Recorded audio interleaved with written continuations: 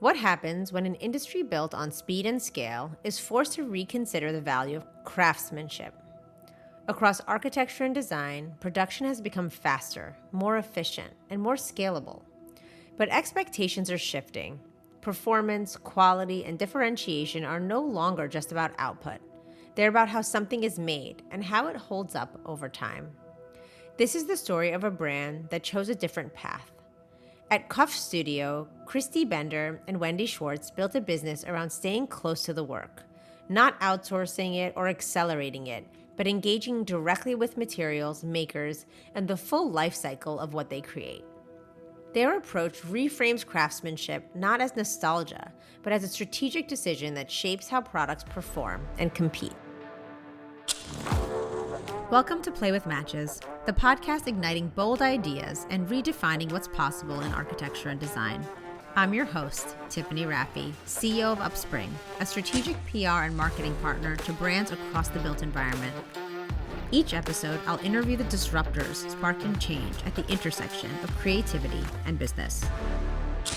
Today, we're joined by Cuff Studio founders Kristi Bender and Wendy Schwartz to unpack how that decision plays out in practice and what it demands from the way you design, build, and grow a business. Let's start at the beginning of their story. It actually started in 2007. I was finishing up about 6 months living in Australia and was coming back to Los Angeles, pregnant with my second kid, and on the heels of finishing a business that I had started, I was going to be out of a job. And I came home inspired and motivated to turn my traditional Tudor home into something that was really inviting and layered and much more personal. Initially, I thought, yeah, let's do this. And it was my husband who said, let's hire a designer. I started interviewing different interior designers. I had seen the work of Wendy at a party that I had attended, and I knew I loved her work. We met, as you do, and she came over, and I liked her. Of course, she was talented, but she was also very curious. She was a great listener. I could tell she was really collaborative. And what I really liked was that she had this confidence. She was really self-assured, but she also just didn't have that ego that I was afraid of. And I listened to my instincts and hired her. We started the project in 2008. I started thinking, I'm going to learn a few things. I'm going to have this amazing home that I've really wanted for so long. And it's been 18 years of really learning and growing and starting this brand new business, me in a totally different industry. There's always been this synergy between Wendy and I. We have this strong work ethic, very aligned values. We're both very hungry for creativity and for good work. It became quickly obvious to me that Kristi and I were a good partnership. She was driving the project in a project management sort of way, while also having a great creative sense and how she wanted to live.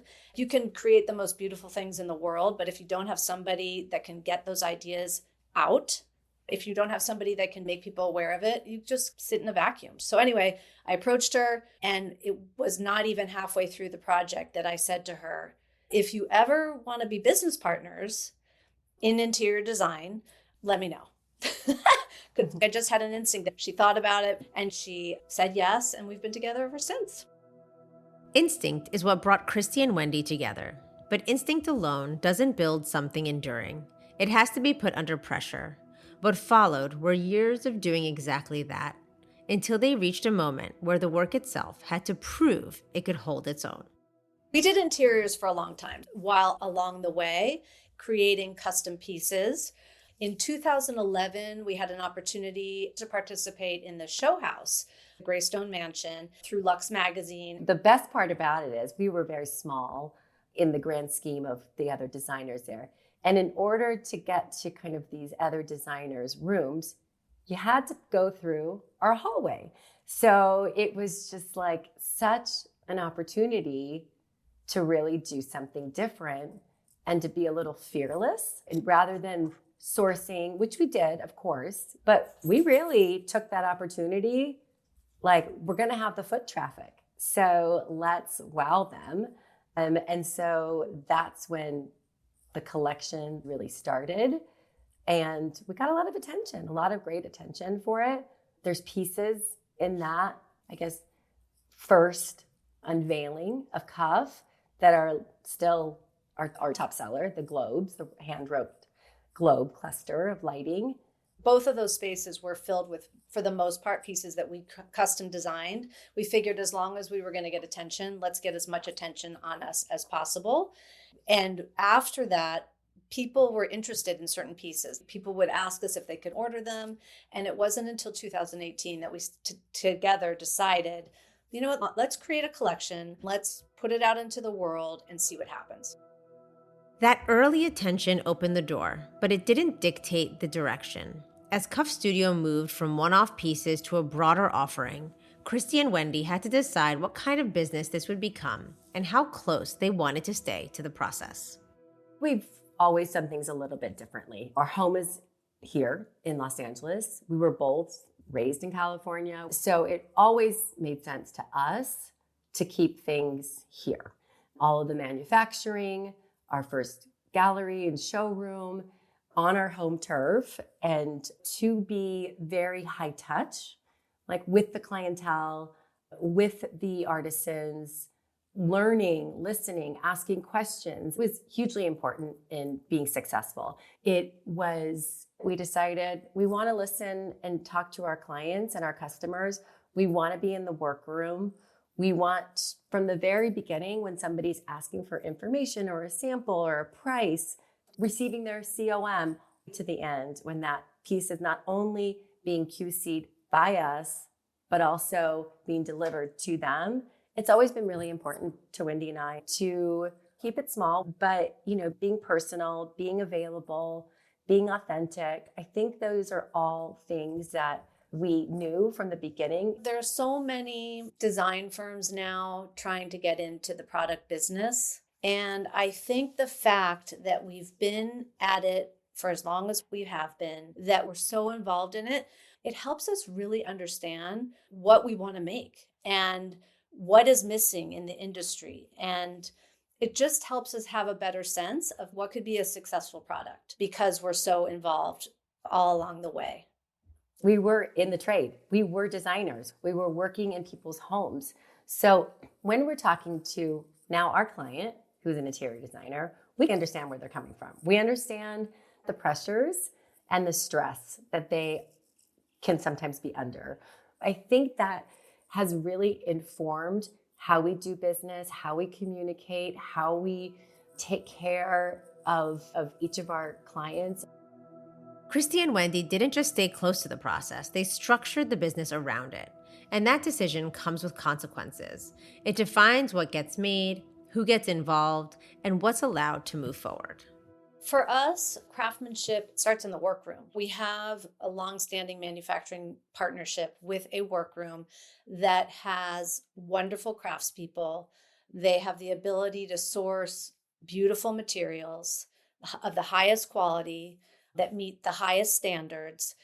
Beyond that, we're always looking for craftspeople, all of whom I think are still in California, to provide certain elements that help us elevate our products to that next level. Whether it's a ceramics artist that we're now working with, or a glass company that's doing these cast glass tabletops for us, or a glass artist here in Los Angeles that's blowing our glass shades. It's really working with other artists to help us elevate our product through craft. It's so easy to knock people off, right? So for us, we're always striving to source craft that is really, truly artisanal. We work with these artists from the very beginning. So when we're prototyping a new lighting fixture or a new chair and ornament, we're working with them from the beginning until we feel like it's ready to go to market. And because of this, we really have great relationships with everybody in the workroom. And we're there 2-3 days a week. We bring donuts, we have jokes. I think because of that, you could really see the hand, you could see the love, you could see the thoughtfulness in all of our pieces. You'll see a lot of chiseling in our work. You'll see ripped parchment in our work. You'll see the roping. And if you really get an opportunity to see our pieces in person, you can really see like the visible hand. And I hope you could see just how proud we are of each piece. We do have LA Gallery. It's in Melrose Hill, a fun up and coming neighborhood. That's been really exciting to be there. We're also, as of last year, in a shared showroom in New York. Designers often want to bring their clients to do a sit test, to see the pieces that they've put in their projects.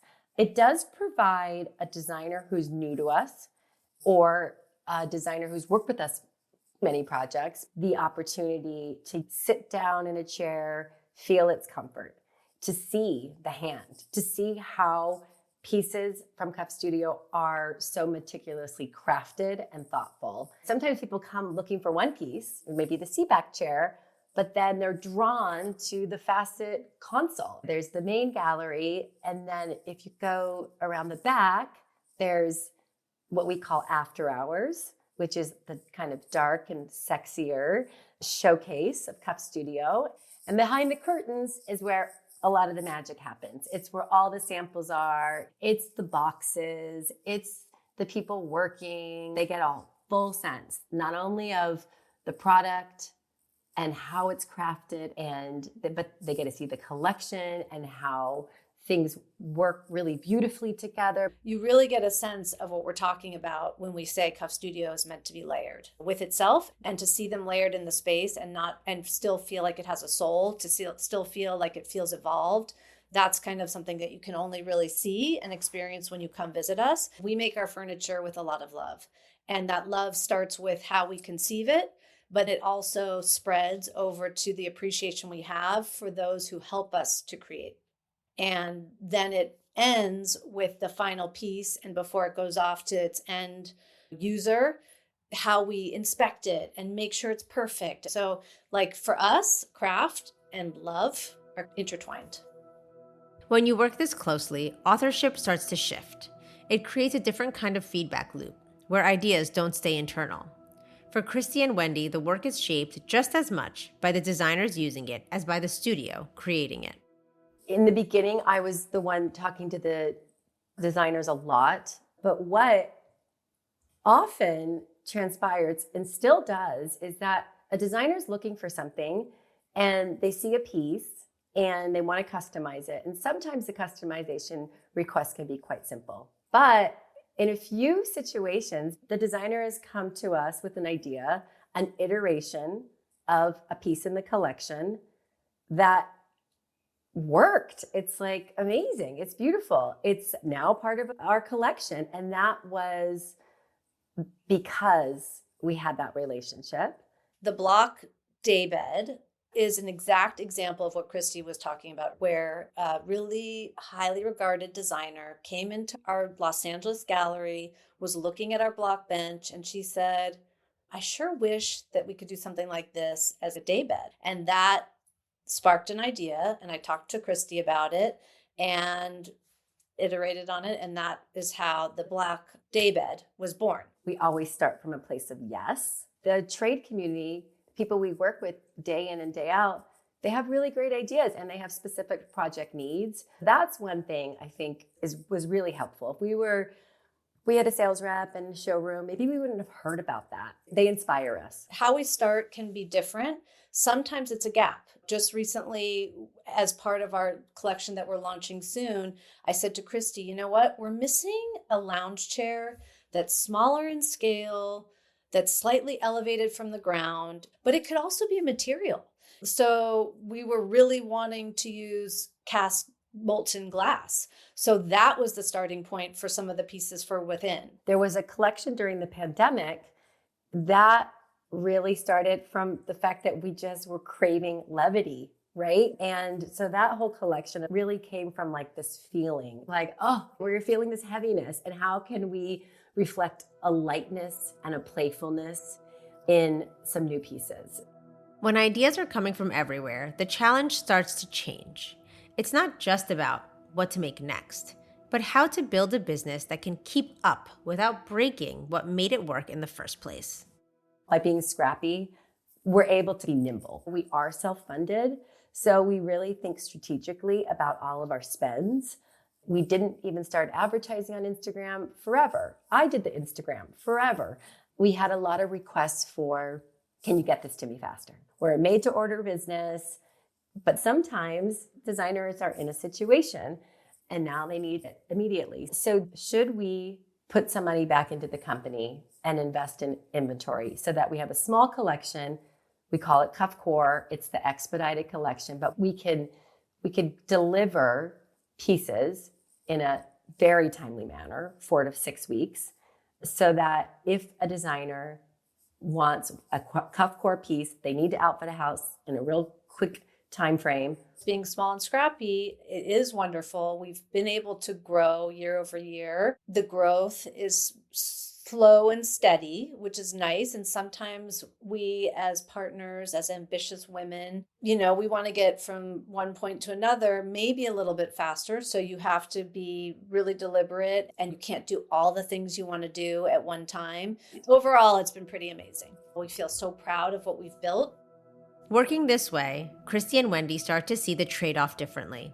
Not just speed versus quality, but expectation versus reality.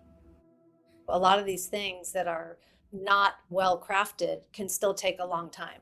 With tariffs and with importing, and whether you're buying from a Crate and Barrel or a West Elm or whatever, who do a lovely job of making things that sure look nice online, don't necessarily think that it's always the fastest. While things from big box stores look really beautiful in the photography, when you get them in person, sometimes they don't look as great in person as they do online. Where I would say conversely, it's the opposite for us. As beautiful as things look online, they're even more beautiful in person. With the way things are with technology and AI, I think people are really grasping for things that feel authentic, that feel lasting, that feel human. I think people are craving more of that. That shift shows up in the conversation designers are having with clients and how those decisions actually get made. Even just over the last weekend, I saw emails come from designers, and the questions were, where are your pieces made? And are they sustainable? One designer was just going on and on about how she loved that it was all women and in California. So I think that there is a case to be made for companies like Cuff Studio. It will take time. Pieces will endure. They will look very different than what you can buy in some of these more mass retailers. They'll feel special. And if you have a story to tell, coupled with these pieces that are meticulously crafted and cared about, I don't think it's a hard case to make. There's a growing appetite for this kind of work. More awareness, more demand, more expectation. But that shift comes with pressure, because once you position yourself this way, there's no room for shortcuts. The work has to deliver at every level, and the business behind it has to be just as disciplined. I think we hear it a lot. Wouldn't it be so nice just to have your own line? You must be so happy. It must be so easy. The truth is, it's a really competitive market. There's a lot of beautiful pieces. There's a lot of talented makers. I think we're lucky that we have pieces that have stood out from those early Greystone Mansion days. And I, for sure, was putting the brakes on getting into manufacturing because I knew that this was not easy. There's a whole other set of pressures and things that can go wrong. Guess what? You're still working in a customer service industry. There's a definite pressure. Things break in transit. Even we do everything white glove, but there's always kind of something. You really have to have a point of view. You have to be able to know your why. Why are you doing this? Like, why is this piece so important to you? You have to really know your story and evolve your story to stand out.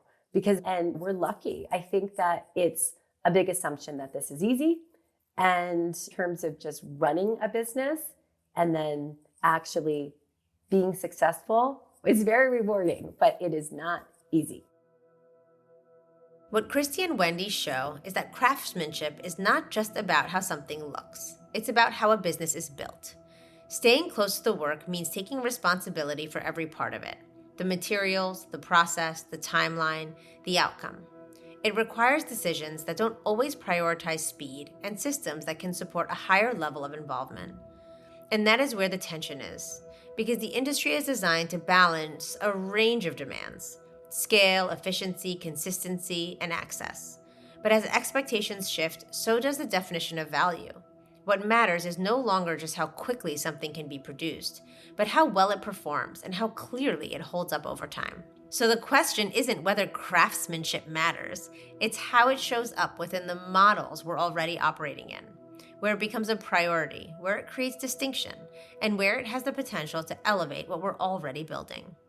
That's not a single path, but it is a higher standard, one that asks more of the work and of the decisions behind it. And for those willing to engage with it, it opens up a different way to compete. As we close out season 1, we want to thank you for being part of this journey. If these conversations have challenged your thinking or sparked new ideas, we'd appreciate you taking a moment to follow, subscribe, and leave a review. It helps more listeners find the show and brings more of these voices into the conversation. And as we look ahead to what's next, we're always looking to feature leaders who are pushing the industry forward. If there's a perspective we should be hearing or a voice you think belongs on this podcast, we'd love to know. Thank you for joining us for this episode of Play with Matches.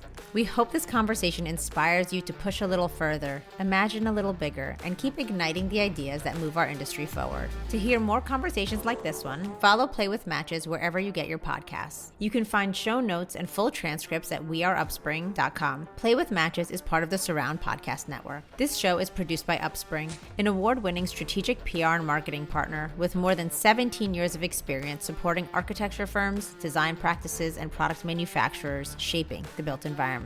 A huge thank you to our guests, to our audio editing team at Make a Scene Productions, and to the UpSpringers who helped make this episode possible: Brittany Lloyd, Eleanor Ling, and Marcus McDermott. Thanks so much for listening. Until next time.